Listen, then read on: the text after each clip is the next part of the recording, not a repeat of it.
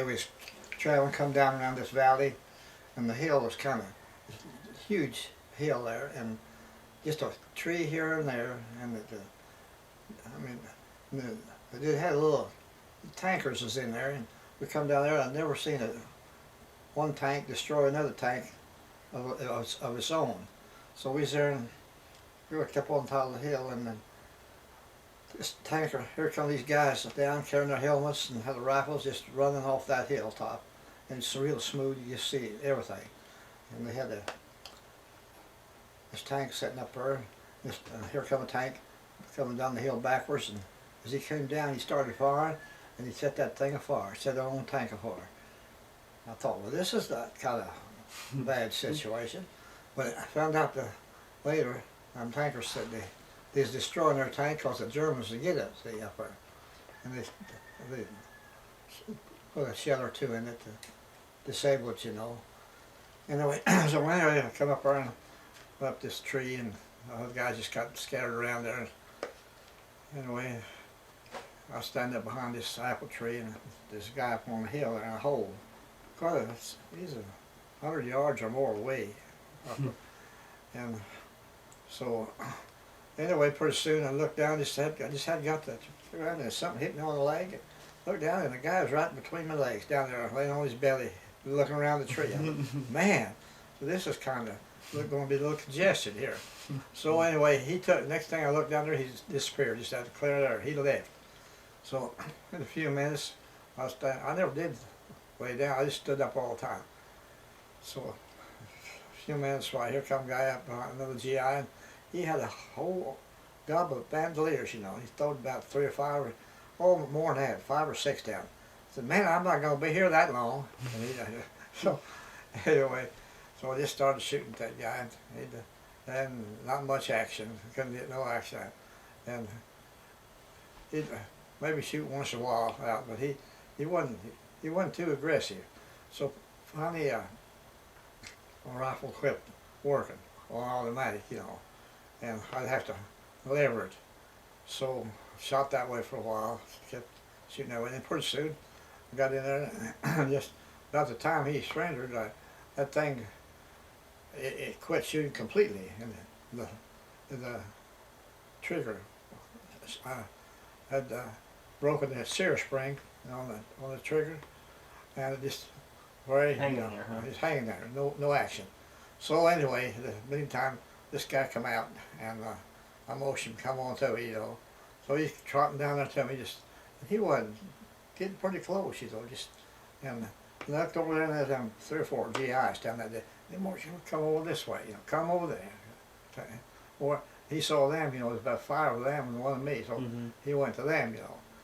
So then the next day, after that I went down to a little building down, a little concrete building, and said the first sergeant's down there. He's kind of, well, he wasn't that great, you know. I mean, yeah. And anyway, he said, Steele, what the H are you doing down here? I said, man, I could get a load of this rifle. I said, sear spring broke. Just like, so I said, okay. So I think I can find you one. Went around there and found another M1. He said, this is one we took off of got off that truck the other day that the Germans, we had to shoot up down there. You know, you guys had to shoot up. You know, he wasn't anywhere near, but so give me that gun. So it worked. I told you I tried down on that hotel window glass and everything. Anyway, that's just so. So you need to tell me the Volkswagen story again. Okay.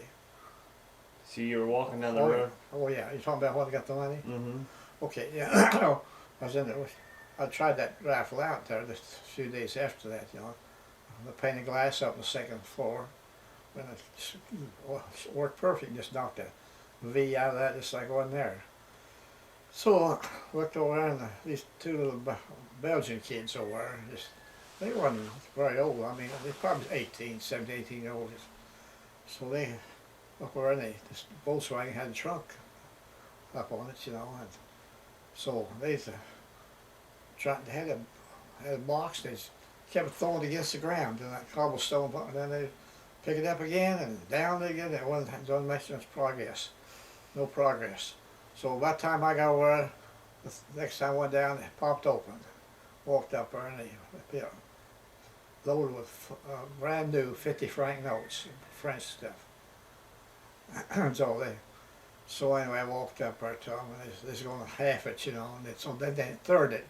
But third. Make a third. Yeah, they said, oh, comrade. So they handed me one chunk of it. I slipped it down in the side pocket. In this matter of a minute or two, here a guy dressed up in a store-bought suit. That probably the city official, you know, from the town. And he started talking to them guys in their own tongue, you know, and they just kind of cowed down, just handed the money off, and that was the end of the story. And he was left, and then I left. But anyway, if I had it done over again, I'd say, give it back to him. But I just didn't think, yeah. Yep. You said it was like $67.50. So I took it back and gave it to the company clerk. It had it quite several days, you know. But anyway, you know, a couple, 3 weeks probably. And just before I got hit there, just a day or two before that, I saw him, said, Steele, I got a money order for you. I said, okay. So he said, go on and get it to 10 or something, you know. I got it and sent it back to Missouri. Yeah. That worked out pretty good. That was a pretty good day's work. Unless they wondered where that came from. Yeah. Do you have a letter with it? Well, the folks, you mean? Yeah. Oh, yeah, probably. Yeah, probably. But it's quite a deal. Oh, man. Well, Carson there, we had for a little recreation, had our captain, a stocky built guy. He really muscled up and he was a good guy. Anyway, I was his driver all the time. He's in basic there for the old time. Anyway, he'd been in the CC camps early, you know, back in the early days. And then naturally come up through the ranks, and then made captain, you know. So we'd go out there in the morning in the desert, you know, and take up a couple of stalks from a cactus and make the goalposts up.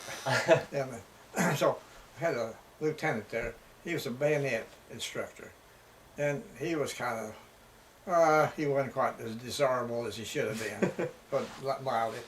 So anyway, so one day we had a deal out there, and he was in the game and carried the ball, and one eye was somebody else tackled him, and we just, you know, didn't have we just had clothes on, you know, army stuff, and broke his ribs, broke a rib or two, and he had to go up the hospital, up division headquarters hospital, you know. So but anyway, orders come down to the order room. There will be no more football playing.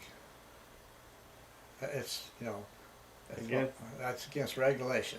So next morning or so, I just went out to the order room, and Sam said, line up guys, line up, let's go. So who's got the football? Nobody's got the football. Why? I said, go get the football. Go get the football. Okay, you're the captains. We got the football. We went over the hill again, and we played football. We was playing for the Army. Yeah, playing for the Army. Yeah, they're quite a deal. Yeah. Had to kind of dodge them cactus plants, you know, if you get in them. They wouldn't. The ground was kind of sandy out there, you know. Were you playing tackle? Well, I hope. What do you think? One touch. No, it was full contact. It was just close on, just grab and drag them down. You just didn't go out there and tap them on the shoulder and said, okay. You're out. No, it was tackle. Right there. That motor pool out there was working on the Jeeps, you know, just motor stables, that's what they called it. Anyway, it was, looked up on Cheyenne Mountain, it was snowing and raining, and the sun was shining. In one area right there, you can see it. It's high up, you know, the white, and then the snow, and then the sun shining down the ground. It's quite a deal, you know. One day there in Carson, we sitting out there, we had they had different things, had landmines and gas, different stuff. You had to smell bottles of different chlorine gas and phosphine gas, and know what the, in case you was in combat, you smell the odor. Some of it smelled like fresh corn stalks, corn stalks, yes. Anyway, well, that's all. We was sitting there outside this barracks one day, and the B-24, yeah, that's what it come over, and it was smoking, and there's one motor was just black smoke coming out of it, and so we just kept watching it, you know. It was, they had an air base over there where the college, you know, Air Corps, well, college too, and they had a landing strip. He was headed for that. Pretty soon, the tail end of it, the guy fell out of it and opened the parachute. Comes floating down the ground, and that thing just went over out of sight. We heard a large boom, black smoke. That thing crashed. What was wrong with it? Motor, well, that motor failed, and it just went down, and we heard later that it killed all the guys on it. Quite a number running it, see. Oh, really? And the tail gunner jumped out, and they was going to court-martial him because he left and he saved his life. But I took the court-martial, wouldn't you? Yeah, I think yeah, so. Yeah, they would, yeah. So I thought that was a coincidence. There was only one parachute, apparently. Right. And he had it. But I'd been about 6 people hanging on to me. yeah, right. But we're all jumping at once. But One they parachute. flew right into the ground then over the Man. hump.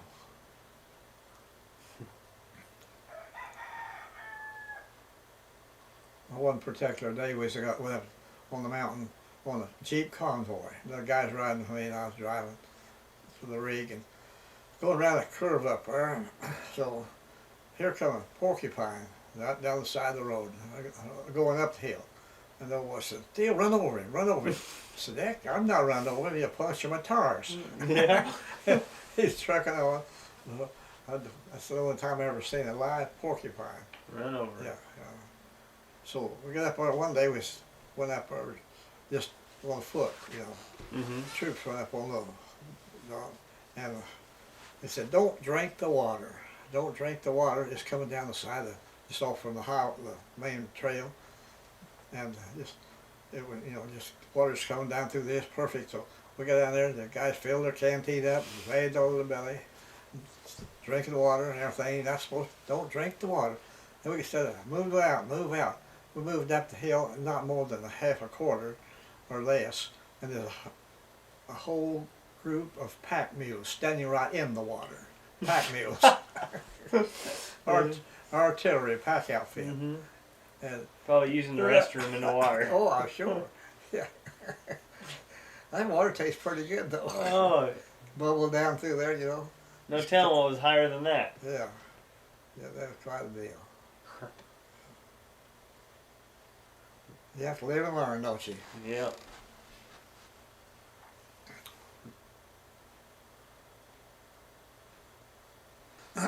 Okay, yeah, one day we was out on the reservation, you know, Camp Carson, and then I was in my Jeep along there, and the other Jeep, for the company Jeep, this guy got down in the sand in the river, and he was stuck, a 4-wheel drive, and he was sinking in.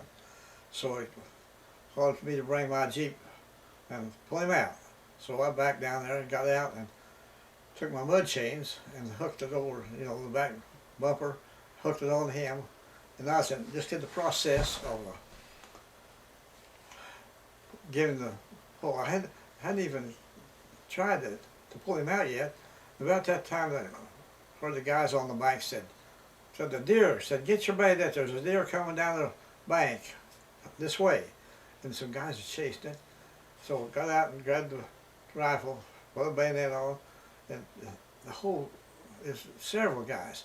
A big circle, here come that mule deer, a doe, and she come down there and she started running one way and they scare her back the other way. And an old boy, a sergeant, he's Kephart, he's pretty tough, pretty rugged old boy, and he was up just 2 or 3 guys above me. And so pretty soon, the deer made a run for him, and he went sideways. You know, he turned sideways, and she jumped through the air. She's in the middle of, she's in the air, all feet off the ground, trucking on. An old Kepart, he turned his rifle, shoved it and took it loose, and it hit her right behind the forelegs. She drug that gun up quite a few steps before she fell, and the bayonet went plumb through, in and out on the other side. Really? You better believe it. So that night we, us guys, we dressed her out and everything. So we had some Meramite cans for the haul food in from the mess hall. So we had 2 or 3 of them. We just kind of chunked her up and put her in that, washed her out, and it has a stream right there running clear water, and washed her out real good and everything. So put her in, we took them, and put them in the Jeep, took them back to the mess hall, and put them in the refrigerator. Mm-hmm. And then about the next weekend we had deer stew, and they invited all the heavy brass from headquarters down, and I think they had the steaks. They had the steaks, Yeah, and you got the stew. We got the stew, yeah. It wasn't all that great. One time, on KP there, and we had a truck come in, we unloaded. I thought it had to be goats. I don't think it was sheep. They were all dressed out. We hung them in a cooler. And the next day, a few days, we had mutton stew. It had chunks. They said you chew it, a ball, and then you have swallowed. Okay. that wasn't too great. And I thought that, yeah. So did you guys take turns doing kitchen patrol? No, just they just picked them. And I hardly ever had them. I was around the kitchen all the time, but I generally a lot of times the whole chow out to the field when what guys are out in the field. I can't necessarily go in and everything. How'd you get elected to do a bunch of Jeep driving Oh well, instead of walking like everybody else had to? it was a miracle. Yeah, anyway, went out there and just got the basic training. Anyway, they said call us.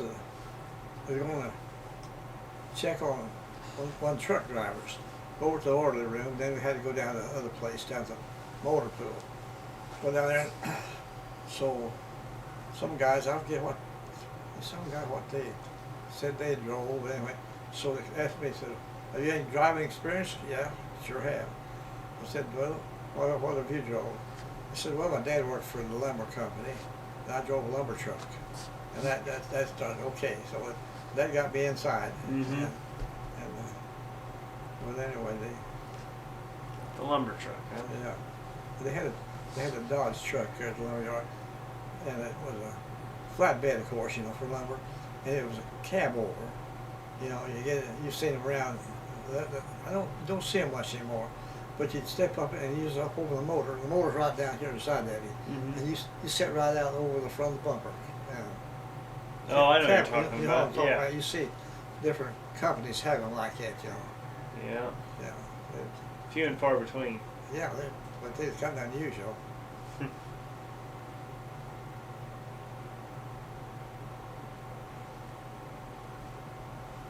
So did your parents, what were they doing while you were over there? Hanging out here? Yeah, your dad was working for the lumber company, Mhm. and everything, and drove back and forth. And, yeah, the other guys ride with him. The guy over here, across the road, he ride up there and work. And one time we was over there, and he come walking down from the house over where Mike lived. He said, "George, that little lady had to slip another piece of bacon in me."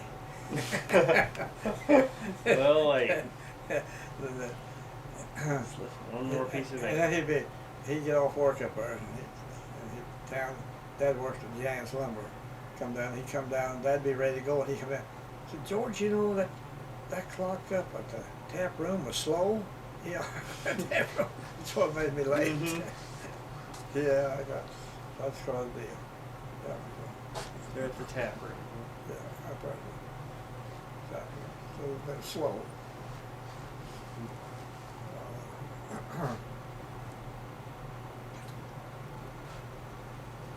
Anyway, one evening, he called me over to the orderly room. Said, Mr. Steele, you gotta go up to battalion headquarters tonight, up there, and for an interview. So okay, went up there. They went up there and just walked in. Hardly knew how to salute, properly. There's about 5 colonels sitting up behind the desk on a, behind. You know what I'm talking about? Yeah. Up there, and I walked in, saluted, Robert Steele, yeah. Well, we got called up here. We wanted to know if you'd be interested in going to OCS. Officer I training. think that's good, yeah, Fort Benning. I said, well, I don't know. I said, what branch would you want to be on, or something like it? I said, well, I'd like to, if I had, I'd like to go into the cavalry. I said, well, why would you? I said, well, I come off the farm. I had horses, and stuff, and mules, and I just thought. I said, well, now, would you be interested in infantry? Now, I said, well, not right now. I don't believe I would. Okay, and so they flew me, and I turned and left. So that was the end of that story. So about a few weeks later, or months maybe, said order came over and told me, said, Steele, do you want to redo that? You want to try out for OCS again? I said, let's just forget it. I didn't know. I figured that I'd be lucky to keep alive myself, let alone have everybody else stay alive for you. Have a second. You guys have any of them Louis. flamethrowers? Did you ever see any of them? I've seen. I never did in action. No way. Yeah. So I didn't take that thing. We did have an old boy though in our outfit, an older guy, and he, he'd been around a while, but he was up in about his 30s, and he went to OCS. He come back out there and visited us guys later. Had a gold bar on his shoulder. Oh yeah. Yeah. But, well, down at the induction center, they run you through the mail, all that stuff. Have to take those tests. And one they put round blocks in square holes, and then you have a machine there, and there'd be a small wheel, which is a driver wheel, which is a pulley wheel, and you'd have to, just mark which is which. And that's the way they check you. All that. My cousin down the creek here, Carl Brown, he got drafted a little ahead of me, and they took him out, and he left and everything, went to Jefferson Barracks. So then he went to church over here with us, all that stuff. His first cousin of mine. Anyway, so I didn't breeze around too much. And his brother here, I had a sow here, and I wanted to sell her. I wanted $30 for her, or something, or 35 maybe. So Roy, he decided he'd buy her, so he jewed me $5 on her, jewed it down. And so I said, yeah, go ahead, yeah, you can have her. So about a week or so, I got my orders to leave. He said, Homer, said, I would have jewed you on that pig if I knew you was going to leave. Said, so that's all right. If you're here, it's fine. Yeah, he thought that, he said, I didn't know you was going to go to service. Well, that's okay. Anyway, went on down to, one time Jefferson Barracks down there. One evening, went in this mess hall. There's one old boy sitting there on a table, they had benches, the whole room full. And it's empty. It wasn't really the chow time, but there's no boy sitting there eating, Looked at him and said, well, that's got the old Carl. So he goes over, and he just eating with both hands there. And I slipped in right across him, slid that, looked he just looked at me and said, well, what in the world are you doing here? I said, well, what are you doing here? Same thing. So anyway, quite a deal. And he shipped out to Iceland. He's up there all the time. Never left that place, Iceland. But I don't think that they had to be up there because that was kind of a depot for supplies or something up there. I don't know what it was, but anyway, they just kind of keep the Germans from coming there and doing something, but for protection or something.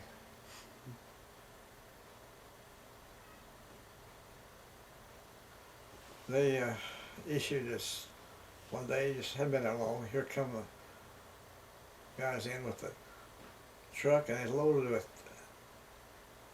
WWII rifles, and they was in the, still, it seemed like they were in, best I can remember, they were in wooden cases or something, and they was in cosmoline. That's a, grease, grease, all grease. I mean, it was, solid, So they said, don't put any water on them. So after everybody, all the authorities left, we went to the shower, turned the hot water on, and my gosh, it melted that grease off of them, and it's amazing what hot water will do. Yeah. Got it on, oil them up, put them back, put them together. Anyways. No water, huh? No water on, no. Wow. Yeah. That lasted all 30 minutes. Yeah, and then drying them off, but they were really slick. So those ones, the rifle you got in Colorado, you got to take over there? Or the rifles you had in Colorado, did you take that exact rifle over there? No way. They just give you new ones. New ones on the other side, or different ones. Mm-hmm. Yeah, they.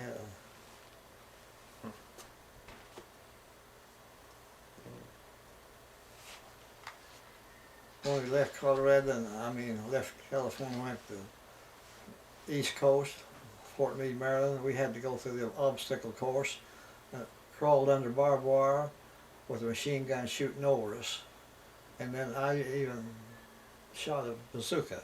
Oh yeah. Yeah, that's quite an experience. It's got like a two-man thing. Yeah, two-man deal. You got guys and then guys feeds the shell from behind. How big a shells are we talking? Around. I can't tell you exactly, but it's pretty good projectile. Like baseball size? Yeah, it's pretty good size. Got fins on it, and then you shoot that thing out. And, does it blow up when it hits? Yeah, when it detonates on contact. Mm-hmm. You're supposed to work on tanks and heavy stuff, pretty well. Yeah. Do you use mortars any? Never did use a mortar. They kind of, they're a weapon in themselves. They didn't teach us other guys, drug guys, how to run a mortar, But they're pretty hazardous. They can throw it over a rock wall and come down the other side, Yeah. Kill you. What a deal. But hand grenades in combat. No, not in combat. Well, I did in combat couple of times on them, but in the States you'd have to practice with them, Yeah. And you had to, a bunker to get out behind and throw them over and see how far you throw them, just like throwing a baseball, really, How many did you carry with you? They used to, in combat, once in a while they'd issue some, and you have to step on your harness up here, hook them on there and fasten them down with tape, so the pin wouldn't come out. When the pin come out, that's big trouble. And the lever there, and that could get loose and you're in big trouble then. We had to pin them, and we'd go through towns, go down the street of town, and we'll have people just back off, start pointing, they knew a grenade. Grenade. They knew what they were. Yeah. The Germans had grenades just like you did then, huh? Yeah, they had a little concussion, and they had the potato masher. I had one night, didn't throw it. I was going to throw it, but I didn't have to. I threw a couple over our pineapple ones, and they,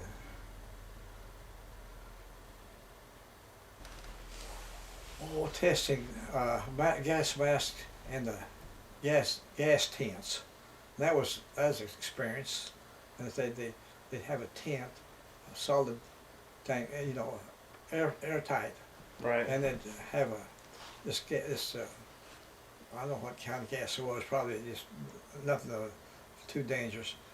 But you'd walk through that thing and wait so long, then another door you go out of.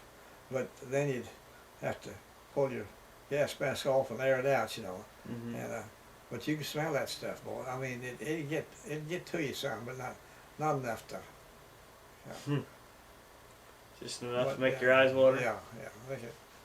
And then they had bottles and stuff in them days. They'd hand you a bottle of this with the cap off of it, pass it down the line, and sniff it, you know, and everything. And different gases, you know, phloxine, and I forget there's 2 or 3 more names of it. Some of it smelled like new mowed hay. And, But not get confused and take a drink. oh, yeah, that'd be right. Yeah. One time, I think we sold this a barber tent over there. And so left the gas mask at home, which is my pup tent. Mm-hmm. Left it at home. And my gosh, getting ready to get a haircut, another guy waiting. And you started hearing him hollering from here to the mailbox and on down. Gas. Yeah. And everybody started running. And I run back to my tent. It's far from here. It's your house probably, the way it feels. And it's a false alarm. Well, Yeah. got a good run in though, didn't Yeah, I had a good run. Yeah, but then the moral of that story is keep that thing handy, you know. I don't think I ever left it again. Dust getting, it was late in the afternoon, hard to, supposed to dig in, you know, dig some slip trenches to get in at night, you know. So rocky, I mean it was rocky, you know, the entrenching tool, you know how, so this, everybody was digging, and it started getting dark, and so orders come down, quit digging, and you could hear the Germans, they'd be off, every night about dark, or left, somebody with a machine pistol, you just have to shoot that thing, and it'd be from here to your house maybe, you know, and anyway, that you guys were awful close for yeah, I mean, not getting together. oh yeah, I mean, dude, and so that was pretty hairy.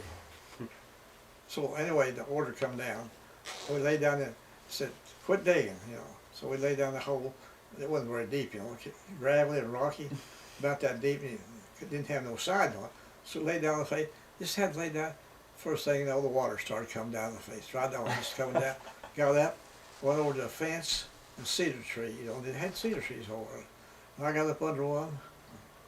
Just sat there on my feet, you know, leaning against that tree all night long while it rained. I probably put a raincoat on. Is that one of those nights when that guy was snoring? No. You guys were sitting back to back or Yeah, that's the guy half kicking on the head.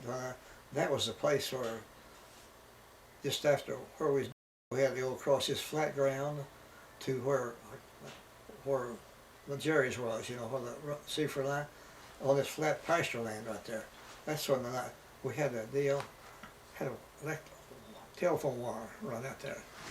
And they'd have there's an extra large foxhole there. It had a place there where you sit, you know, dugout where you just a seat, and you come out, just above the ground. Your head is just above the ground, and you sit there till a couple 3 hours, whatever, you know. And they would take turns, and have to take the watch back to the company, and they'd get 2 more guys. But this guy, he down the bottom had a helmet on, you know, naturally, and so everything just you hear a pin drop. Pretty soon he'd start store, kick him in the head, kick him in the head. What's the matter? What's the matter? It's in your store, man. Oh, am I? Stop. Another 5 minutes to start snoring again. Kick him in the head. Yeah. keeping you awake. Yeah. Yeah. If the Jerry's had come through there, they'd hear him and come to shoot us right there, you know. What they had done is lay down on the ground and locate him. Just south of Neuenhagen. That's where we sat for about a week or two, dug in. So one morning, I was on a hillside in the timber, and it dug real good, no rocks whatsoever, just sandy, loamy. And I'm down about, it's up under your arms, deep, and full length of your body, you know, down there. And the sand on the side, see, and vibration like if planes go over at night, anything that vibrate the earth, you know, or big shells, and take that sand down in your ears. So you have to take your field jacket and put it over your head. when you lay down there, fold it, Mhm. laid over your head, get down in there to keep that stuff out from getting in your ears. So one morning I got up, and I didn't have to go from here, from here to the fence up there probably. And I went right up to the top where the open land was. And what do you think was there? A big truck with a 1.55 gun on the back of it. And it had shells there. These shells weighed about 100 pounds. And it's right there between us guys and the front line, the Siegfried line over there. So this old boy said, these artillery guys said, well, where's the front line? I said, well, you're in front of it now. Too far. We are. You're and said, we are. I said, sure. But they came up around to the side, coming in and back right down against the timber now, right above where I was dug in. And I was closer. Like I said, from here to that fence from them, down on the side of the hill. Mhm. And boy, I mean, matter of time, you talk about breaking up housekeeping. They're They right was there. out of there. And they moved back in the field, and on flatland, way back. And you see them back here, they was from here to old CC. Got back that far. Man, that's ways. But they was, Did they start shooting? well, they didn't at that time, but they could have got in big trouble there. Yeah. See, if them Germans knew that, they would have been over and Mhm. put that gun out of commission. But they had the back of that truck, it's on the back, and they let the steps down. It had a kind of like a tailgate on it with heavy duty stuff. And and they had the wreck of these shells. Mhm. And I talked to a guy that used to be out at the North Town. He said that he was in the 155 artillery in northern Italy, in the mountains. And he was with them all the time. And that's it. And they was there. It was a lot of heavy shooting men. A lot of Germans. But that 155, but the shells weighed about 100 pounds. So you imagine the size of it. Yeah. And they pulled, most of them pulled with a half track, but these were a self-propelled gun. And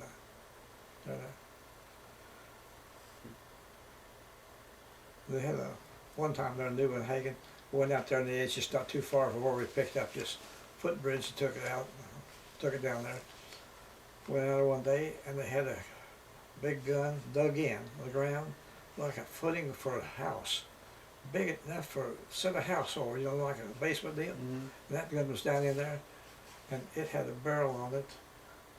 Oh man, that barrel, I don't know how many feet long it was, but it was a long time. I forget how many caliber it was, but they could shoot.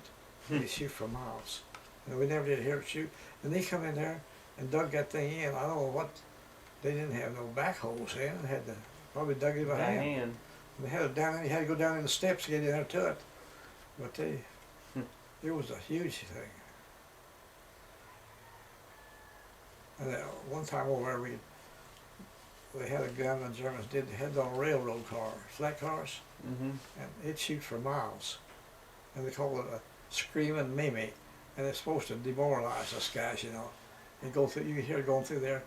You've had a balloon, slick balloon, and run your hand down over it like that, how it squeals and split, just like that. And that thing, when it went through the air, I mean, it was kind of spooky. Mhm. But I went to shoot for miles. Shoot off a railroad car. Yeah.